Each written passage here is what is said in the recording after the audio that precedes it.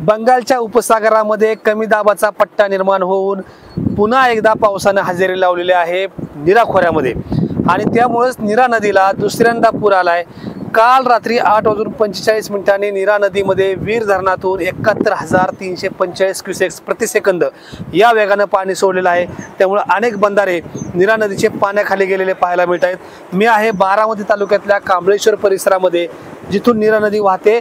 या ठिकाणी नीरा नदीवरील जे बंधारे आहेत ते पाण्याखाली गेलेले आहेत, वाहतूक पूर्णपणे थांबलेली आहे आणि आपण पाहू शकतो नीरामाई दुथडी भरून वाहते आहे।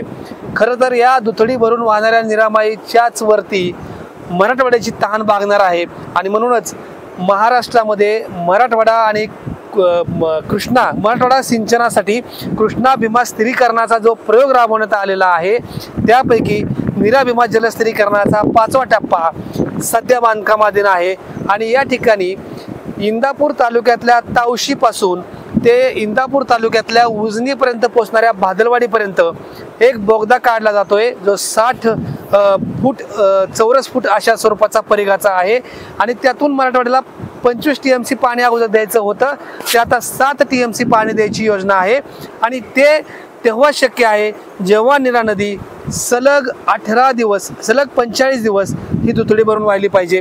ती दुथडी भरून वाहत नाहीये आणि त्यामुळेच 25 TMC पाण्याचं हे वाटप 7 TMC पाण्यावर आणण्यात आलं।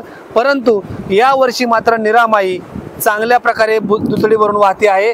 नीरा नदीला आलेला हा महापूर मराठवाड्यासाठी उपयोगाचा आहे, कारण तसं पाहायला गेलं तर नीरा नदीला जेवढ्या दिवस जास्त दिवस पाणी राहील तेवढ्या दिवस मराठवाड्याची तहान भागणार आहे। मराठवाड्याच्या ह्या जलस्थिरीकरणाची 5वी लिंक आहे इंदापूर तालुक्यातली, जे नीरा आणि भीमा नदीला जोडते आणि याच जोडणाऱ्या 2 नद्यांच्या या लिंकमुळे मराठवाड्यातील कित्येक गावांची पाण्याची तहान भागणार आहे।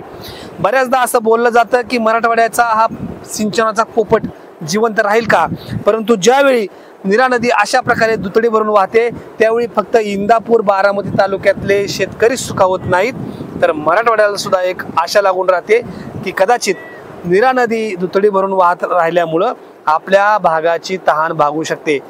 गेल्या 2 दिवसापासून नीरा नदीमध्ये पाण्याचा विसर्ग वाढलेला आहे। यापूर्वी देखील मागील महिन्यामध्ये नीरा नदीमध्ये म्हणजे धरण साखळीमध्ये चांगला पाऊस झाल्यामुळं नीरा नदीमध्ये विसर्ग सोडण्यात आला होता। त्यावेळी देखील 70,000 क्युसेक्स पर्यंत हा विसर्ग वाढवण्यात आला होता आणि आता देखील हा 70,000 क्युसेक्स पर्यंत वाढवण्यात आलेला आहे आणि त्यामुळं नीरा नदीवरील अनेक बंधारे पाण्याखाली गेलेले आहेत, आपल्याला दिसत आहेत। छोटे छोटे बंधारे आहेत ते पाण्याखाली गेलेले आहेत, जे या नीरा नदीच्या दुथडी भरून वाहण्याचा कालावधी आणि तिच्या पाण्याची क्षमता लक्षात घेऊन जे मोठे कोल्हापूर पद्धतीचे बंधारे बांधले ते मात्र बऱ्यापैकी अजून जागेवर आहेत, परंतु इतर जुने बंधारे मात्र पाण्याखाली गेलेले आपल्याला पाहायला मिळत आहेत। एकूणच नीरा नदी किती दिवस दुथडी भरून वाहते यावरती मराठवाड्याला वाहून जाणाऱ्या पाण्याचं प्रमाण ठरतं।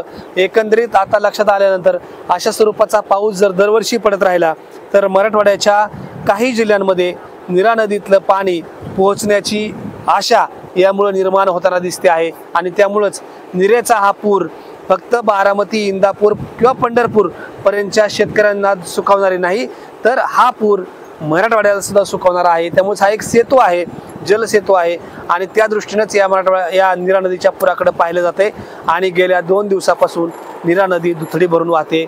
एकंदरीतच सध्या नीरा या नदीमध्ये 71,349 क्युसेक्स प्रति सेकंदानं पाणी सुरू आहे। नदीकाठच्या लोकांनी काळजी घ्यावी असं आवाहन या नीरा नदीच्या व्यवस्थापन विभागाने केलेलं, जलसंपदा विभागाने केलेलं आहे आणि त्या दृष्टीने काळजी देखील घ्यावी। परंतु हा नीरा नदीचा पूर सुखावणारा अशासाठी आहे की वीर, भाटघर, गुंजवणी आणि नीरा देवघर या 4 धरणांमध्ये पुरेसा पाणीसाठा झाला की बारामती आणि इंदापूर, फलटण, सांगोल्यापर्यंतच्या शेतकऱ्यांना दिलासा मिळतो। यावर्षी गेल्या वर्षीचा दुष्काळ जाणवणार नाही याची खात्री मात्र या निमित्तानं पडते। अजून परतीचा पाऊस सुरू व्हायचा आहे त्यापूर्वीच ही अवस्था आहे, त्यामुळे यावर्षी शेतकऱ्यांना हे वर्ष दिलासादायक जाईल अशी अपेक्षा आहे।